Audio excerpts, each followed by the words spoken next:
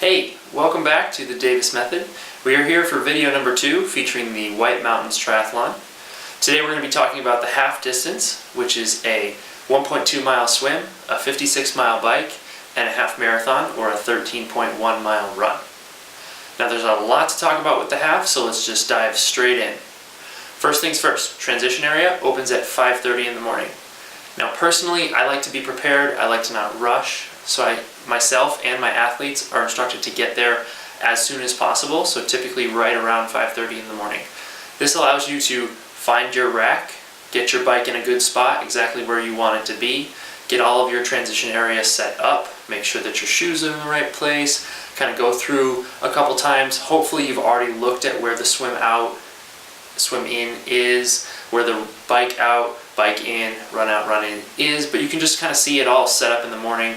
Make sure that everything looks good, kind of go through your plan in your head and walk it out a little bit if you would like as well. Go to the bathroom the last couple times, get yourself warmed up. Now for a warm-up, a lot of people think, okay, so I'm doing a half, maybe this is your first time. What do I need to do for a warm-up? I'm going to be swimming for 30 plus minutes probably. Why don't I just get in the water? Well, that might be true, but with every triathlon or every event, when you get to the line, you want to be warmed up already. So I recommend that you do the events in reverse order. So you do a short little jog, just get the legs moving, doesn't have to be anything fast at all. 5-10 minutes is perfect. After that, get on your bike, make sure that you put your wetsuit over the rack so that people know where your spot is, because you don't want somebody taking your spot, because you got there at 5:30 in the morning and you want to make sure that you're set up where you want to be set up, right? So then you take your bike out. Again, 10 minutes is fine. Keep the gears low, spin really fast, just get the legs moving, the blood flowing.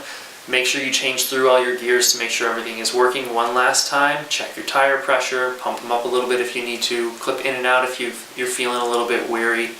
Make sure that your helmet feels good, sunglasses, just the last minute checks that your watch, if you have something connecting to a power meter or a cadence meter or anything like that, everything's working properly, right? So that you've gotten to transition area early so that you have time to go through all of these things morning of to make sure if there is anything wrong, hopefully there isn't, but if there is, you can take precautionary methods to get through it. You can ask the other athletes, ask the race officials, anybody who might be able to help you out through anything that comes up the morning of, because we want to be able to have a great race from start to finish, and we would hate for something to happen as soon as you get to your bike off of the swim, and then what do? You panic and you don't really know, so the whole race is ruined from that. It can be avoided. Let's just make sure we take all the steps before this race starts so we have a fun day.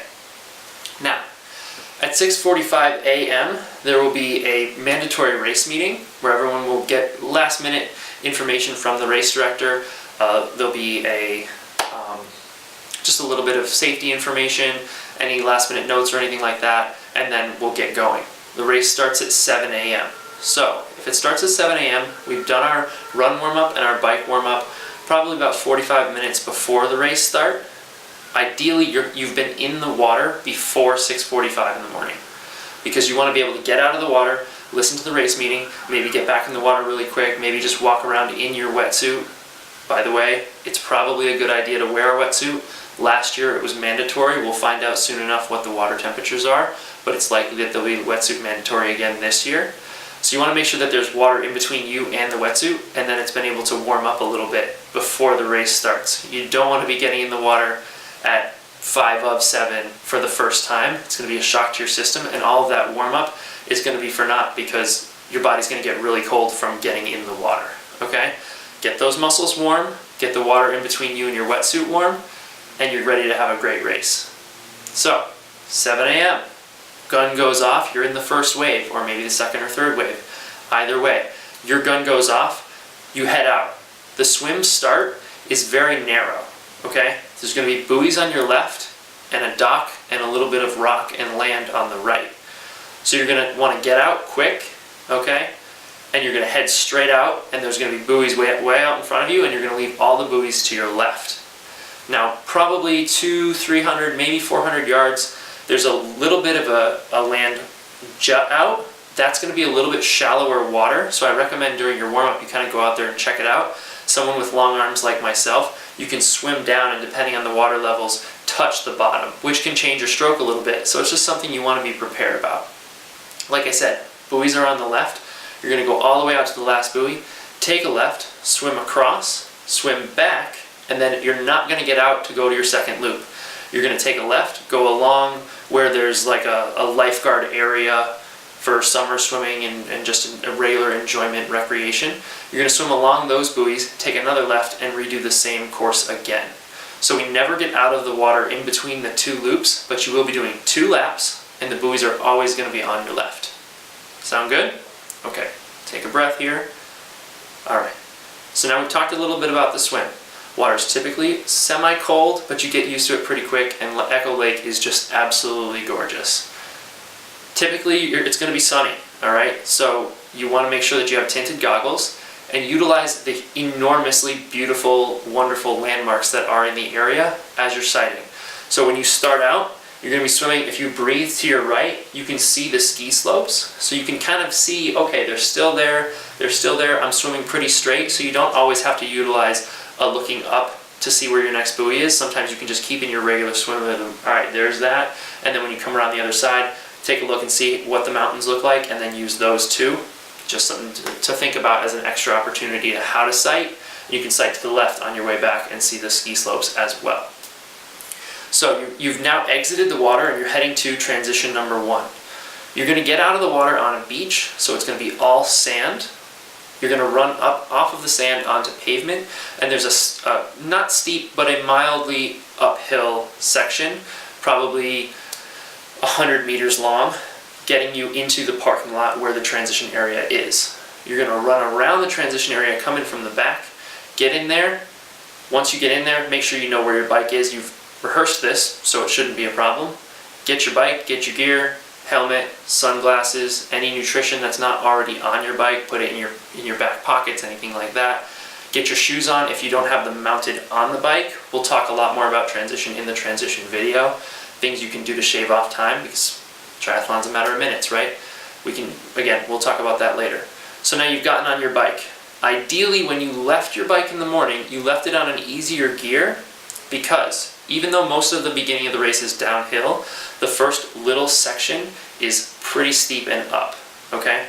So you're going to get out of the transition area, head to the main road, take a left. You're going to climb a little bit, and then it's going to head up towards where the main lodge is for the ski area, and then you're going to start heading down. Now that first down is a pretty technical 2.5 miles. The race commission will ideally tell you that it's not a good idea to go too fast. Probably don't want to pass. There's lots of frost heaves, cracks, things like that. If you are riding a triathlon bike or have clip-on aero bars, getting yourself into the aero position if you're not extremely comfortable is not a good idea on this first 2.5 miles. It's a 10% grade for the most part for the first 2.5 miles, so you're going to be going very fast, and because of those bumps and cracks, it's a higher chance of something happening, right? So unless you're really comfortable, stay in your hoods, make sure that you're not in the aero position, because going down those, it is some curves and there's lots of bumps. So just practice that ideally if you can go within the next couple weeks and see the actual course, or on the day before, drive down it so that you can at least see what you're looking at. It's always a good idea to know what you're getting yourself into, especially if we do have any kind of inclement weather. If it's raining, going down that first steep hill, it can be a little bit treacherous. So just be careful. Make sure that you know you've got a lot of race left. You're not going to win it in the first 2.5 miles. So enjoy yourself, have fun, and get out there and be safe, right? At mile 4, there's a left-hand turn at an intersection. There'll be a cop there to make sure that there's no traffic coming, but they are open roads, so there will be cars around. You're going to take that left, and then it's a pretty flat, rolling hills type of situation until you get to mile 15.6-ish, okay? So for that first, from mile 4, when you take that left turn, all the way to mile 15.5 or so, it's rolling hills. So my recommendation would be to focus on nutrition, make sure you start getting your fluids in, eating your chews, having your goos, the whatever kind of honey stinger waffles or anything like that you like to enjoy while on the bike. Start getting yourself regimented for that. Ideally, you have a race plan that you'll be following. those rolling hills are nice and fast. Okay, it's a little bit up, but it's still pretty much rolling. So you can get yourself into a rhythm, find a cadence that you like. If you have a power meter, dial yourself in, get yourself super aero, and just start cruising. Get the heart rate back under control because you'll have just exited the water, gone down the steep hill. Everyone's excited. We're now on the bike. Lots of people will go out too hard, too fast. Okay? Save your energy. The last 10 miles of this race is uphill, so we've got a lot to cover. Once you get to mile 15.6, you start climbing. Okay? In the middle of this 15.6 to 20.2-ish, we have the King of the Mountains climb. Now, the King of the Mountains climb is a steep, long climb that you will be timed. You'll see this huge flag that says King of the Mountains climb. There'll be a timer, so when your chip crosses that, you'll start the clock, and then when you get to the top of the hill, the clock will stop. At the end of the race, you'll be able to find out what your King of the Mountains time is. Now, as far as the King of the Mountains competition goes, personally, when I raced last year, I didn't go for the King of the Mountains. I did moderately well. I don't remember my exact place, but I just stayed within my watts that I was trying to hit, as opposed to zooming up the climb and then being burnt out for the rest of the race. Because when you finish this climb, you're 20 miles into a 56-mile ride with a half marathon at the end. So even though it's really exciting to go gung-ho for this King of the Mountains, it might not be in the best interest, depending on what your goal of the day is. If you want to win the King of the Mountains climb, then by all means, go for it. Just know that at the end of the race, when you're on that last loop of the run, you might not have as much gas as you might have had you left out the King of the Mountains surge, right? Just something to think about. Now, I talked a little bit about nutrition and what you should do, keeping yourself in a rhythm for the first 20 miles or so. Personally, I'll be planning to finish a full bottle of my own nutrition, because at the top of the King of the Mountains climb at mile 20, there's an aid station. They'll have a spot for you to toss your bottle and a spot for you to grab a new bottle, all right? The race gives you Gatorade, so you'll be able to just take that, add it to your nutrition if you want to have a little bit more than just that, but you'll get a full bottle. It was Gatorade Endurance last year. I imagine it'll be Gatorade Endurance this year. So it's good stuff. It's the same stuff that I'll have in my bottles for the rest of the race anyway, whether it's from me or from the race. So it's really awesome that they're able to support us with great products. After you do the turnaround at the top of the King of the Mountain, you then go down that same hill. So you get that same from 20.2 down to 25 as a nice, okay, I just spent all this energy, I'm going to just take a deep breath, I'm going to get my heart rate back under control, but don't take your foot off the gas, right? You still want to keep progressing. So keep those watts up, keep that cadence nice and high, make sure you're in a good gear, and just settle yourself in, because now we've got a long rolling fast from the top of that King of the Mountain climb to about mile 38, believe it or not. So even though there's a lot of climbing throughout this entire course, there's also a lot of rolling fast flats that you're able to pick up a lot of time, and you can average much higher than you would imagine because you're not just going 10 miles an hour up a 10% grade, right? Stay smart, keep your rhythm though. Mile 20 to 38, rolling, flat, and fast, okay? Don't give up all your juice on that section. Make sure you stay within your own means, because mile 38 to mile 40, pretty good climb, right? Mile 42 to 44, excuse me, is a climb up to the center of Bethlehem. Then we get a couple more rollers, and then we get from 46 to 56, all climbing. Okay, it's a gradual, I'll put the graph up there. It's a gradual climb all the way to the end. At mile 53, you're going to get off of the main road, turn onto a trailhead. It gets a little bit steeper. It's a walking bike trail. It's paved. And you'll go up that for the last 3-ish miles.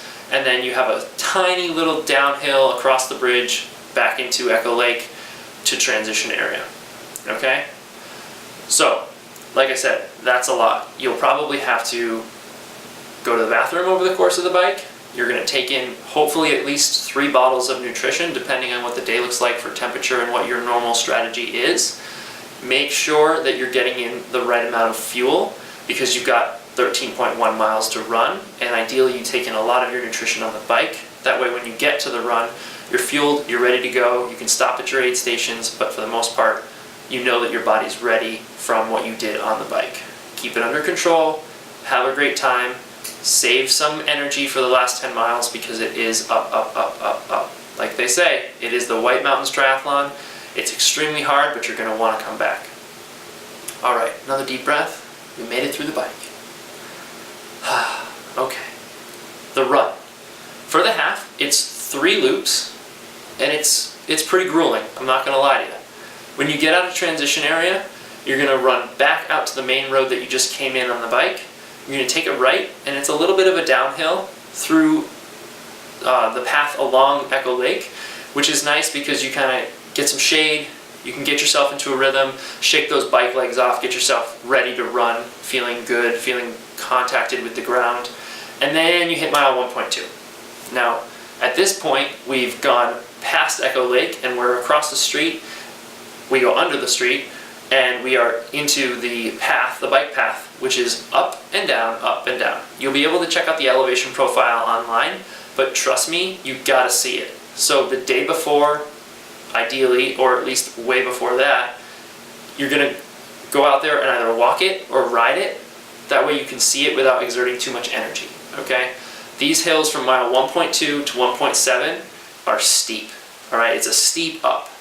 Mile 1.8 so mile 1.7 to 1.8 is back down, and then 1.8 to 2.3 is back up.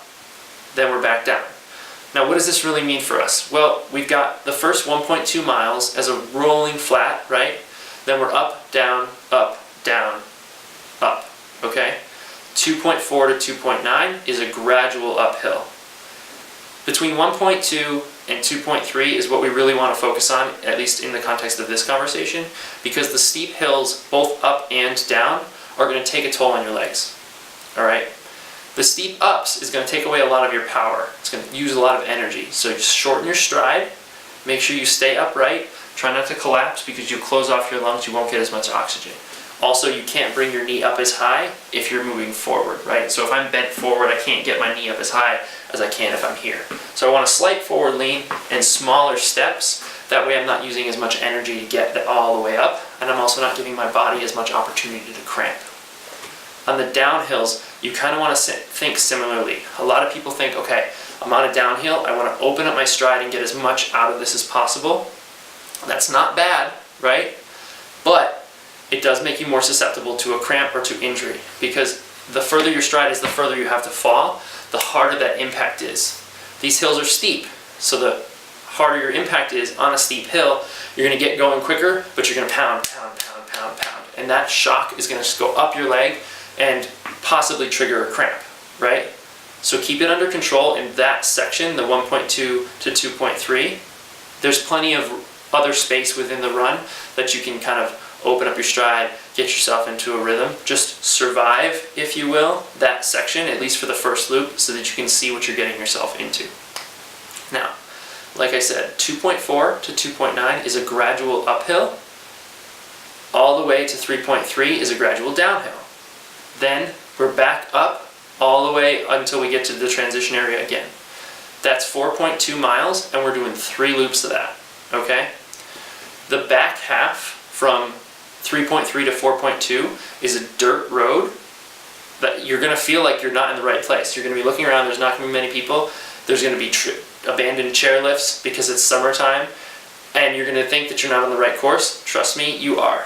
Utilize this sandy gravel, not pavement area to kind of take a deep breath and relax from the pounding of all the pavement, but you're also going uphill, so you'll have a little less traction on under your feet. So just take it easy, make it to the top of that 4.2, and then get back yourself to transition area. Remember that next 1.2 miles is gradually rolling, mostly downhill, until you hit those hills again. All right? Aid stations on the run, there'll be one at the transition area that you can get as soon as you leave transition from the bike, and then every time you hit that again, right? And then there'll also be one at mile 1.5, just after you start going up the hills, which will allow you to refuel both on that out and coming back. So you can hit aid stations 9 times on this run. Now that's huge because it's 13 miles. You can hit aid stations 9 times. So you can do the math on that. You're going to be hitting a lot of fuel. Now, Don't shy away from it early on. Make sure you hit those aid stations right away, because you're going to thank yourself later if you fuel in the beginning. It's harder to catch up on mile 8, 9, 10, even 11 and 12 if you didn't fuel at the beginning of the race. A lot of this race is exposed to the sun, so you will be losing a lot of heat to perspiration, as well as just your own body heat creating sweat. Okay? That's pretty much it for the run, except for the kicker, which is, surprise, it's the White Mountains. It's an uphill finish. So that hill from mile 3.3 to 4.2 just keeps going up, up, up, up, until you get to the main lodge, and then you take a left, and then you have to go up further, and then you hit the finish line. So there's no downhill before the finish at all. You are just going to keep going up and then cross that finish line. It's really, really gratifying to finish, because you just climbed that last mile or so, but also because of all of the elevation that you conquered over the course of the day. They put together a great award ceremony, wonderful post-race food. Everyone gets really awesome medals, which have been upgraded to be what look like twice the size based on the post. Everyone kind of gets together, chats. People last year and the years before have been very friendly as far as the competition goes, just enjoying the fact that we've all been able to get through this huge endeavor together. Now, if anybody has any questions at all on the half specifically, feel free to send us a message at contact@thedavismethod.com. That's an email. Or you can go directly to our website, thedavismethod.com, and then contact us via that. I hope this was helpful and that everyone gets a little something out of it, and that we can kind of start the conversation from here. Next video, we're going to talk about the Olympic. The video after that, we'll talk about the sprint, and then we'll get into the nitty-gritty about the swim, bike, run, and transition. Thanks for watching, everybody, and have a great day.